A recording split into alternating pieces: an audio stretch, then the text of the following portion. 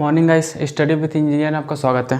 तो आज का जो हमारा टॉपिक रहेगा वो रहेगा इंडिकेटिंग टाइप इंस्ट्रूमेंट।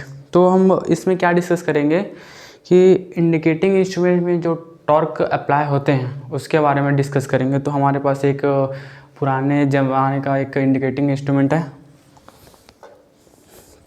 ये है हमारा इंडिकेटिंग इंस्ट्रूमेंट। इसमें लगा है पॉइंटर। तो इस पॉइंटर में कौन कौन से प्रकार के टॉर्क लगेंगे उसके बारे में डिस्कस करेंगे। तो आइए स्टार्ट करते हैं क्लास। तो जैसे हमने कोई इलेक्ट्रिकल एनर्जी को मेज़रमेंट करने के लिए इंस्ट्रूमेंट डिज़ाइन किया, यह हो गया हमारा इंस्ट्रूमेंट। तो इसमें कैलिब्रेशन के लिए स्केल होता है, स्केल और पॉइंटर होता है। ये हो गया, ये होता है 0 से स्टार्ट होता है, 1 2 3 0 से स्टार्ट हो गया। ये पॉइंटर है, तो ये पॉइंटर हमेशा 0 में रहता है। ये हो गया। अब हम किसी इलेक्ट्रिकल एनर्जी को, इलेक्ट्रिकल जैसे करंट हो गया या वोल्टेज हो गया, इसको मेज़र कर रहे हैं। तो जो पॉइंटर है हमारा वो आगे बढ़ना चाहिए। जब मैं मेज़र कर रहा हूँ कुछ क्वांटिटी को, तो अब पॉइंटर जो है ऑटोमेटिक तो आगे नहीं बढ़ेगा। तो उसके लिए मेरे को कुछ ना कुछ टॉर्क अप्लाई करना पड़ेगा। तो क्या रहता है यहाँ पर, जो इलेक्ट्रिकल एनर्जी है, इलेक्ट्रिकल जैसे करंट हो गया या वोल्टेज हो गया, इसको मैं मेज़र करने वाला हूँ। तो इंस्ट्रूमेंट के थ्रू क्या होता है, ये जो पॉइंटर है वो इलेक्ट्रिकल को मैकेनिकल में कन्वर्ट करेगा, फिर पॉइंटर के थ्रू वो रीडिंग शो करेगा। ये हो गया। तो क्या है कि हम जब इंस्ट्रूमेंट डिज़ाइन करेंगे तो पॉइंटर जो है वो मूव होना चाहिए। जैसे मैं किसी इलेक्ट्रिकल क्वांटिटी को मेज़र कर रहा हूँ, वोल्टेज और करंट को, तो ये जो पॉइंटर है वो आगे बढ़ना चाहिए। तो एक फोर्स मेरे को यहाँ पास अप्लाई करना पड़ेगा। जैसे ही मैं किसी क्वांटिटी को सेंस कर रहा हूँ तो यहाँ पास सिग्नल जा रहा है, इलेक्ट्रिकल टू मैकेनिकल कन्वर्ट हो रहा है। तो मैकेनिकली ये है पॉइंटर ऐसे मूव होना चाहिए। अब ये पॉइंटर क्या हो रहा है, धीरे धीरे मूव कर रहा है, आगे जा रहा है, आगे जा रहा है, आगे जा रहा है। और मेरा वैल्यू क्या है, 3 एम्पियर है एग्जांपल के लिए, और ये मेरा 3 एम्पियर का वैल्यू यहाँ दिखा रहा है। तो ये धीरे धीरे धीरे धीरे आगे जा रहा है, बट 3 एम्पियर आगे जाएगा कैसे, एक टॉर्क अप्लाई करूँगा मैं यहाँ। पहला टॉर्क लगाऊँगा, अभी नाम नहीं बता रहा हूँ, लास्ट में बताऊँगा। फिर ये आगे जा रहा है, धीरे धीरे धीरे धीरे धीरे धीरे धीरे आगे जा रहा है, बट ये रुक नहीं रहा है। क्यों? क्योंकि यहाँ पर कंटिन्यू आगे जा रहा है, कोई एक्स्ट्रा टॉर्क नहीं लगा इसमें। तो ये मैक्सिमम रीडिंग शो करेगा। तो हमको क्या करना है, एक टॉर्क जस्ट इसके अपोजिट भी लगाना पड़ेगा। एक टॉर्क इधर से लगा, एक टॉर्क इधर से लगा। तो क्या हुआ, जैसे ही अपना जो रीडिंग है 3 एम्पियर आएगा, तो 3 एम्पियर आते ही ये पॉइंटर जो है वो एक टॉर्क लगाएगा। तो यहाँ पर 3 एम्पियर तक पहुँचा, और दूसरा जो टॉर्क है वो लगेगा, तो ये 3 एम्पियर में रुक जाएगा। तो क्या लग गया, एक और टॉर्क लग गया, दूसरा टॉर्क लग गया।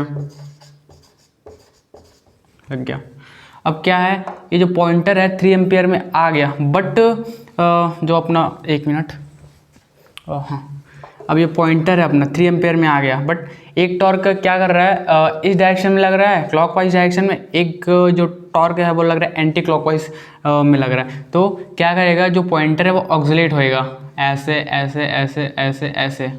तो मैं क्या करूँगा, एक और टॉर्क लगाऊंगा जिससे पॉइंटर मेरा स्टेबल हो जाए। तो लगा दिया तीसरा टॉर्क, 3 टॉर्क लग गया। अब क्या है, मेरा पॉइंटर स्टेबल हो गया। तो अपना इंस्ट्रूमेंट का जो पॉइंटर में कितने प्रकार के लग रहे हैं टॉर्क, 3 प्रकार के लग रहे हैं। अब इस टॉर्क के बारे में डिस्कस करेंगे कि एक्चुअल में ये टॉर्क कौन कौन से प्रकार के होते हैं। एक मिनट रफ कर लेता हूँ। तो एक टॉर्क पॉइंटर को मूव कराएगा, और दूसरा टॉर्क जो है वो पॉइंटर को कंट्रोल करेगा। मतलब कि जो मूव कर रहा है, डिफ्लेक्शन हो रहा है, तो डिफ्लेक्शन को कंट्रोल करेगा। या जो अगला टॉर्क जो है कंट्रोलिंग टॉर्क होगा, कंट्रोल करेगा। तो हमारा जो पहला टॉर्क है, फर्स्ट टॉर्क है डिफ्लेक्टिंग टॉर्क।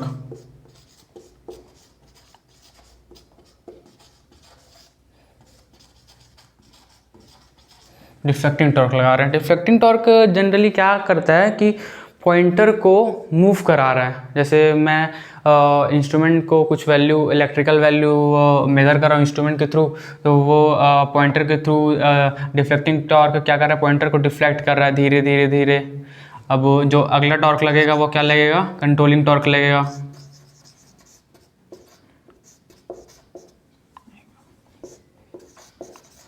एक मिनट, कंट्रोलिंग टॉर्क लगेगा।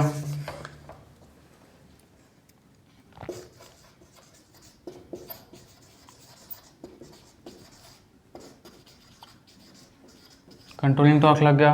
अब एक्चुअल में डिफ्लेक्टिंग टॉर्क और कंट्रोलिंग टॉर्क क्या करता है, जो एक दूसरे के इक्वल होने चाहिए। जैसे कोई भी फोर्स है, अब किसी चीज़ को मेरे को रोकना है, तो ये अगर एक टॉर्क यहाँ एक ऑब्जेक्ट है, अब एक टॉर्क मैं यहाँ से लगा रहा हूँ कुछ 1 न्यूटन के लिए, 1 न्यूटन या 9 न्यूटन के लिए।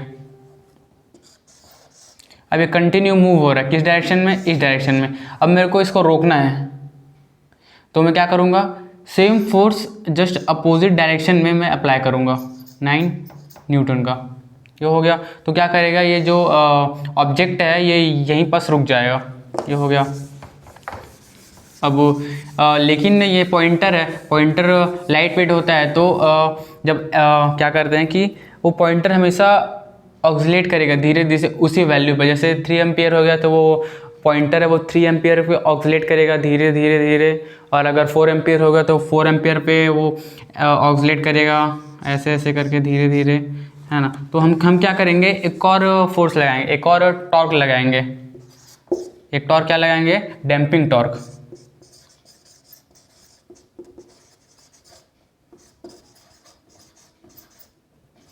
एक और टॉर्क लगे, क्या, डैम्पिंग टॉर्क। तो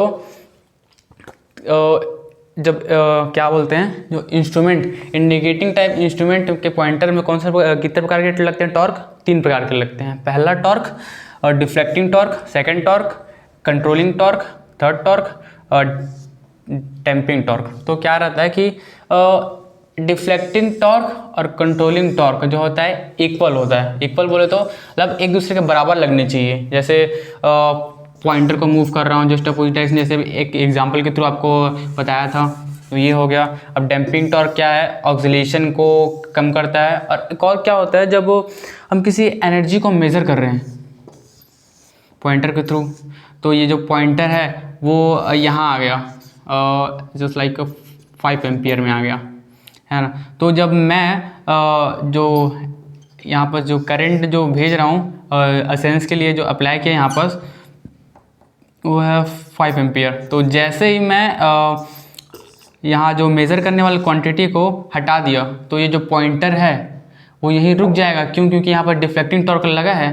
तो जब कंट्रोलिंग टॉर्क, जब हम क्वांटिटी को हटा देंगे, तो जो डिफ्लेक्टिंग टॉर्क है वो कंट्रोलिंग टॉर्क जो है वो धीरे धीरे इसको वापस ज़ीरो पे ला रहा है। तो ये भी ज़रूरी है। तो कंट्रोलिंग टॉर्क पहला काम क्या हो गया कि वो डिफ्लेक्टिंग टॉर्क के इक्वल होने चाहिए। और पहला काम क्या होगा कि ये जो है कंट्रोलिंग टॉर्क के इक्वल होने चाहिए। और नहीं एग्जांपल क्या बोल रहा था कि जो डिफ्लेक्टिंग टॉर्क है वो कंट्रोलिंग टॉर्क के इक्वल होगा। और इक्वल, और इसका और क्या काम है, ये पॉइंटर को वापस ज़ीरो वैल्यू पे लाता है। ये हो गया। ये हो गया आज का जो लेक्चर था वो इतना ही था। Okay, thank you. अब अगले लेक्चर में हम क्या डिस्कस करेंगे कि जो ये हो गया डिफ्लेक्टिंग टॉर्क, जो कंट्रोलिंग टॉर्क है वो होता है, एक मिनट, हाँ। तो अब हम क्या डिस्कस करेंगे, कंट्रोलिंग टॉर्क है तो कंट्रोलिंग टॉर्क कितने प्रकार के होते हैं। कंट्रोलिंग टॉर्क होते हैं, एक ग्रेविटी कंट्रोल,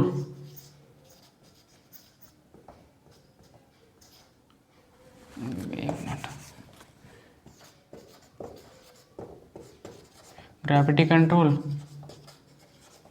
और स्प्रिंग कंट्रोल होता है।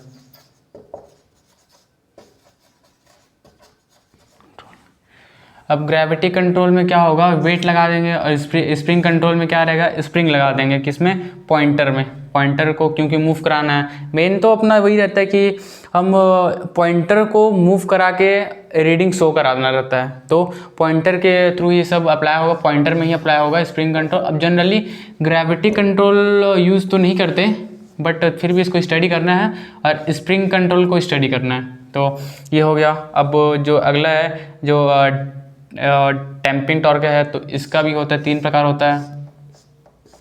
हाँ, इसमें रहता है एयर फ्रिक्शन डैम्पिंग,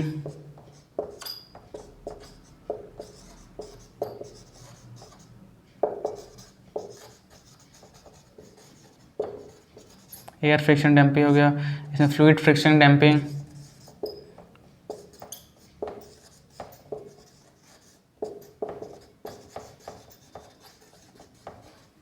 और ईडी करंट डैम्पिंग,